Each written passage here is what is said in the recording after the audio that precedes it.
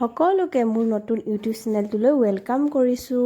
সকলোৱে ভিডিঅ' চাই ভাল পায় যেন। আজি মোৰ বাৰ্থডে, আজি মোৰ 26 বছৰ সম্পূৰ্ণ হৈছে। তাকে মানুহজনে কেক এটা আনিছিল, তাকে সকলোৱে কাটি খাইছোঁ। অকল ঘৰৰ মানুহে আছোঁ। এয়া শাহু মাও আহিছে। আজি খোৱাত এয়া কচ মাছ, আলু, বিলাহী পিচি থৈছোঁ। এইফালে আকৌ আদা নহৰু পিচি থৈছোঁ। গাহৰি মাংস বইল কৰি থৈছোঁ। এয়া সৰিয়হ পিচা, এয়া মাংসৰ আলু, পিঁয়াজ জলকীয়া, এয়া হৈছে মান ধনিয়া চাটনি।